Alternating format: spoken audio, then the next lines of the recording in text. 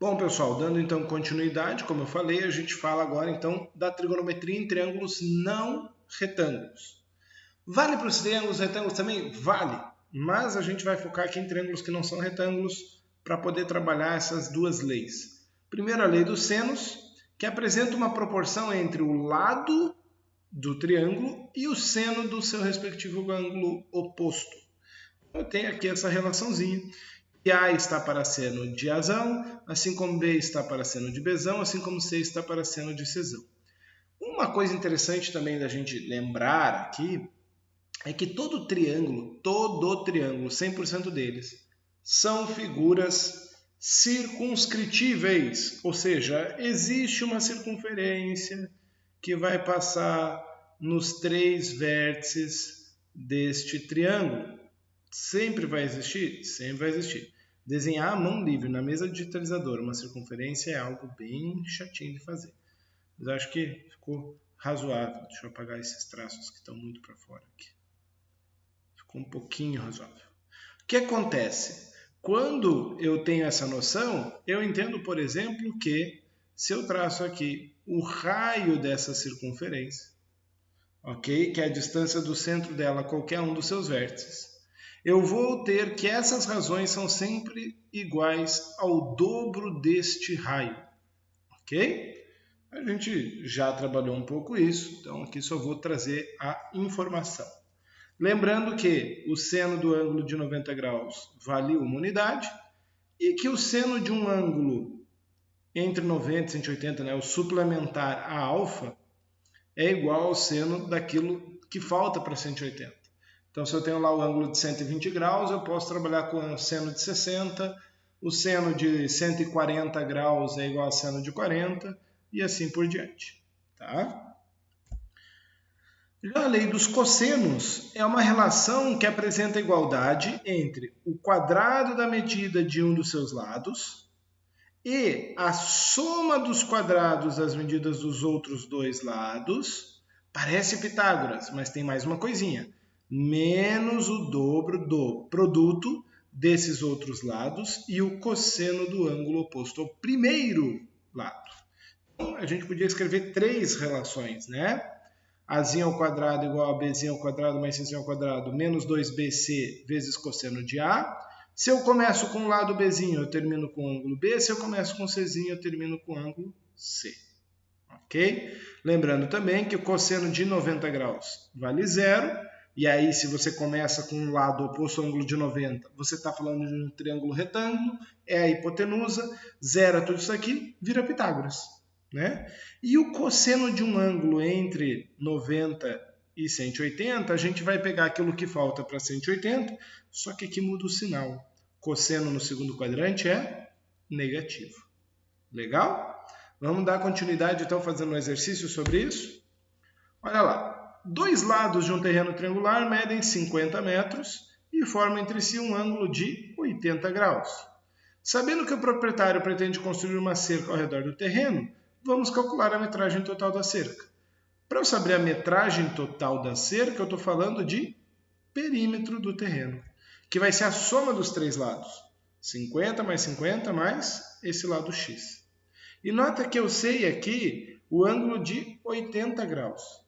Senhor, de onde saíram esses ângulos de 50 graus? Ei, se o triângulo tem 2 lados iguais, 50 e 50, ele é isósceles. Então, ele também vai ter os ângulos de base congruentes. E aí, se era 80 aqui em cima, a soma tem que dar 180. Sobrou 100 para dividir em 2 partes iguais, 50 e 50. E aí, eu tenho 80 graus oposto ao lado x e os 50 graus oposto ao lado de 50 metros. Então, usando a lei dos senos, eu tenho que x está para seno de 80, assim como 50 está para seno de 50 graus. E para isolar o x, basta eu tirar esse seno de 80 daqui, né? Ele está dividindo, o contrário da divisão, multiplicação. Nota que eu não calculei nada previamente. Eu deixei agora para jogar tudo na calculadora e calcular tudo de uma vez só. Então, seno de 80 graus vezes 50 dividido por seno de 50 graus. A científica retorna para mim o valor aproximado de 64,27 metros. Só esse é o valor do x. E eu quero a cerca total. Ora, a cerca total é 50 mais 50 mais x, né? O perímetro aqui, ele é 50 mais 50 mais x. Então, 50 mais 50 é 100, soma 100 unidades nisso aqui, 164,27 metros. Beleza? Mais um exercício. Um avião decolou de um aeroporto em S, percorreu 90 km em direção ao norte, perfeitamente ao norte, até chegar num outro ponto aqui, um ponto P. E nesse ponto, então, ele muda de direção um ângulo de 35 graus no sentido horário. Mudou para cá. Então, ele vinha nessa direção e agora ele mudou para essa direção. Beleza? E aí percorreu mais 115 quilômetros em linha reta até aterrissar no aeroporto C. Senhor, por que ele não saiu em linha reta de S para C? Muitas vezes isso é necessário por causa de tráfego aéreo, são determinadas algumas rotas prefixadas. Então, às vezes você vai ver, ele precisa ir de Joinville para São Paulo. De Joinville para São Paulo ele pode pegar nesse ângulo aqui e ir reto, mas ele não pode, porque ele vai cruzar uma área que ele não pode sobrevoar tal pedaço do espaço. Então ele faz uma volta, ele sai pelo mar, ele vai pela costa, entendeu? Então tem uma série de regras assim que os pilotos devem seguir. Então aqui foi a regra que ele seguiu. A pergunta é, ele percorreu aqui, calcule a distância em linha reta entre os pontos S e C. Se ele pudesse ir em linha reta, qual seria a distância percorrida? E nota que aqui você tem um triângulo SPC, né? Sistema de Proteção ao Crédito, SPC, legal. Aonde eu quero saber esse lado aqui, a distância de S até C, que é oposta a esse ângulo aqui. E ele está dizendo que esse ângulo é 145 graus. Faz sentido, né? Porque se ele virou 35 aqui, o que sobrou para 180 é o 145. Então, eu posso calcular essa distância, entendendo que ela é oposta ao ângulo de 145, e que os outros dois lados do triângulo são 115 e 90. Lei dos cossenos. A distância SC ao quadrado é igual ao lado 90 ao quadrado, mais o lado 115 ao quadrado, menos 2 vezes 90 vezes 115, vezes o cosseno do ângulo 145 graus, que era justamente o ângulo oposto à distância que eu comecei a expressão. Muito importante sempre lembrar isso. Tá? E agora, professor, esse cálculo aqui vai dar um trabalho, esse cosseno vai ser irracional, não sei o quê. Amigão, para você isolar a distância, não basta tirar o quadrado? Então faz isso aqui, ó. Raiz quadrada de toda essa caquerada aqui. E aí você pega agora tudo isso, científica. Então, a raiz quadrada, abre parênteses, blá, blá, blá, blá, blá, digita tudo, fecha parênteses e dá igual. Pronto. Ele vai calcular tudo lá dentro, depois vai tirar a raiz quadrada e vai te dar, então, esse resultado aqui. Veja, que ele percorreu aqui, né, se eu somasse, né, a distância percorrida pelo avião, 90 mais 115, 205 quilômetros. Se ele fosse em linha reta, ele teria percorrido 10 quilômetros a menos, mais ou menos, né? 195 quilômetros. Beleza? Tranquilo? Vamos falar um pouquinho sobre cálculo da área de um triângulo. Bom, a área de um triângulo, ela pode ser calculada de diversas maneiras. A gente vai falar nessa aula hoje de 6 maneiras e vai deixar uma das maneiras que é um triângulo especial, que é o triângulo equilátero, para falar em outra aula, na próxima aula, tá bom? Então aqui falando de alguns triângulos. Se eu tenho um triângulo assim, ó, né, onde eu conheço os lados Azinho, Bzinho, não conheço esse outro lado, mas conheço a altura, né, conheço esse ângulo alfa, só que eu já tenho duas maneiras de calcular. A mais simples de todas é base vezes altura dividido por 2. Você lembra disso, né? Base vezes altura dividido por 2. Só que esse triângulo ele não era necessariamente um triângulo retângulo, tá bom? Ele era um triângulo qualquer. Mas aqui dentro eu formei um triângulo retângulo porque eu tracei a altura. E aí nesse triângulo retângulo, o H é cateto oposto e o A é a hipotenusa, é o oposto ao ângulo reto. Cateto oposto à hipotenusa é seno, então eu posso dizer que seno de alfa é a altura dividido pelo lado Azinho. Ou posso tirar esse Azinho daqui, contrário da divisão, multiplicação. A altura é Azinho vezes seno de alfa. E aí trocando essa altura aqui por essa expressão, além de eu poder calcular como base vezes altura dividido por 2, eu também posso calcular como lado B vezes lado A, vezes o seno do ângulo alfa, que é justamente o ângulo entre os lados A e B, tá bom? Tem que ser justamente esse ângulo entre os lados A e B, dividido por 2. Então já temos 2 métodos para cálculo de área aqui. Legal? Olha lá. Calcular a área de uma superfície triangular, sabendo que 2 de seus lados medem 4 e 6 centímetros e o ângulo formado por eles é 30 graus. Muito simples. 4 vezes 6 vezes seno de 30 dividido por 2. Seno de 30 é uma das poucas razões trigonométricas que não é um número irracional, né? Seno de 30 vale 1/2. Então 4 vezes 6, 12, vezes meio dá 6. 4 vezes 6, 24, dividido por 2 dá 12, vezes meio dá 6. Então a área desse triângulo, 6 centímetros quadrados. Poxa, tem 2 maneiras diferentes de calcular a área, que legal. Só isso? Não, tem outras maneiras. Algumas são aplicáveis a casos bem específicos. Né? Por exemplo, quando eu trabalho com um triângulo retângulo, ou quando eu trabalho com um triângulo qualquer, mas conheço os 3 lados do triângulo, aí eu tenho o que a gente vai chamar de fórmula de Herão. Vamos lá, vamos trabalhar essas 2 hipóteses aqui. Se eu tenho um triângulo retângulo, eu posso usar a base vezes a altura sobre 2. A diferença é que a base e a altura podem ser os meus catetos. Então, a área de um triângulo retângulo é o produto entre os seus catetos, cateto 1 vezes cateto 2, dividido por 2. Legal, né? Então, não precisa ser hipotenusa vezes altura. Pode ser cateto vezes cateto. Já no triângulo onde eu conheço os 3 lados, eu posso trabalhar com a ideia do semiperímetro. Essa expressão é um pouco chata de entender, mas fácil de aplicar. Então aqui se eu tenho um triângulo com perímetro A mais B mais C, né, os lados são A, B e C, o semiperímetro é a metade disso. E eu vou jogar dentro de uma raiz quadrada esse produto todo aqui, ó. Semiperímetro menos o lado A, semiperímetro menos o lado B, semiperímetro menos o lado C. Fazendo esse produtão todo, vai sair a área do triângulo. Essa é a fórmula de Herão.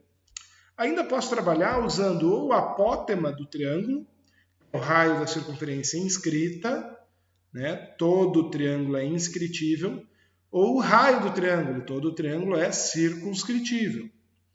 E aí eu posso trabalhar o seguinte, no caso do apótema, né? A gente já viu essa demonstração lá no módulo 1, vai ficar o produto do semiperímetro, o mesmo semiperímetro que eu usei aqui no Herão, é o mesmo, tá? Semiperímetro vezes o apótema, e no caso do raio é o produto dos 3 lados vezes o raio. Essas 2 fórmulas aqui embaixo, na verdade elas são mais utilizadas para achar justamente o apótema ou o raio.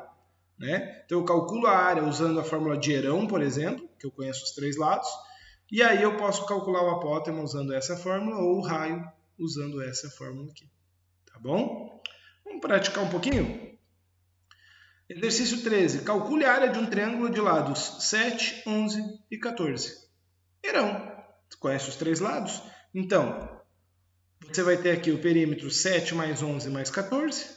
7 mais 11 dá 18. 18 mais 14, 32. Metade disso, 16. Esse é o semiperímetro. Ok? Semiperímetro. Então, para fazer Herão, eu vou pegar ele vezes ele menos um lado, menos o outro, menos o outro. E essa subtração eu posso fazer previamente. 16 menos 14 dá 2. Menos 11 dá 5. E menos 7 dá 9. Então, a fórmula é isso aqui, ó. Semiperímetro. Semiperímetro menos 7 dá 9. Semiperímetro menos 11 dá 5. Semiperímetro menos 14 dá 2. Todo mundo se multiplicando dentro da raiz. Facinho, né? Se eu fizer isso aqui, gente, fazer essas contas aqui, né? 9 vezes 16 dá 144. 144 vezes 5 vezes 2, isso vai dar 1440. Ou 144 vezes 10, vamos separar assim, né? Fazendo aqui. Isso aqui, 144, tem raiz exata. Então eu posso tirar a raiz quadrada de 144, vai dar 12, raiz de 10 centímetros quadrados. Ou, aproximando, jogando na científica, 37,94. Legal? Olha lá, um último exercício para a nossa aula. Calcule o raio da circunferência inscrita, ou seja, o apótema, e o raio da circunferência circunscrita ao triângulo do exercício anterior. Então, esse triângulo de lado 7, 11 e 14, ele tem uma circunferência por dentro dele, ele tem uma circunferência por fora dele. Tá? Eu quero saber justamente ali os raios dessas duas circunferências. Um é o apótema, o outro é o raio. Como eu falei, eu vou usar aquelas duas últimas fórmulas. Então, primeiro para o apótema. A área é igual a semiperímetro vezes apótema. Se eu quero calcular o apótema, basta eu tirar o semiperímetro que está multiplicando, o contrário da multiplicação, divisão. Então a área, ao invés de eu usar o valor arredondado, eu vou usar o valor sem arredondamento, ok? Para não ter erros de arredondamento. Então eu vou trazer 12 raiz de 10 dividido por 16. Dá para simplificar o 12 e o 16 por 4, ficaria 3 e 4, né? Então ficaria 3 raiz de 10 sobre 4, ou 2,37 aproximadamente. Legal? E o raio? O raio é a gente vai trazer a fórmula, né? A área igual a produto dos três lados dividido por 4R. Esse R está dividindo aqui, e é quem eu quero calcular. Eu posso tirar ele daqui multiplicando a área. E aí, ao mesmo tempo, eu tiro a área que vai estar multiplicando R, e ele vai dividir, então ele vai acabar multiplicando 4. Olha que legal. Eu posso dizer que R é o produto dos três lados dividido por 4 vezes a área. Tá bom? Aí eu vou trazer então os lados que eu conheço, 7 vezes 11 vezes 14, dividido por 4 vezes 12 raiz de 10. Aqui uma continha um pouquinho mais trabalhosa de se fazer, tá bom? Realmente, reconheço aqui, vai dar um pouquinho mais de trabalho. Eu posso simplificar, a única coisa que eu consigo simplificar aqui, né, talvez seja aqui o 14 com 4. Então fica 2 vezes 12, 24. Aqui em cima, 7 vezes 11 vezes o outro 7, isso vai dar 49 vezes 11, dá 539. E aí eu vou racionalizar, vou multiplicar por raiz de 10 em cima e embaixo. Então aqui vai aparecer um 10, 24 vezes 10, 240. O 539 raiz de 10 sobre 240, né? Valor racionalizado, bonitinho, ou aproximadamente 7,10 centímetros. Legal, pessoal? Bom, isso foi aí uma revisão de coisas que a gente estudou no módulo 1. Na próxima semana, a gente vai fazer uma revisão da parte de áreas e polígonos regulares. E ali eu vou colocar algumas coisinhas a mais também sobre polígonos regulares, tá bom? Segue aí, assiste, presta atenção nesses assuntos, porque é importante relembrar esses assuntos para a sequência do assunto de geometria espacial, especialmente. Tá bom? Segue comigo aí até o próximo vídeo, até a próxima aula síncrona. Um forte abraço.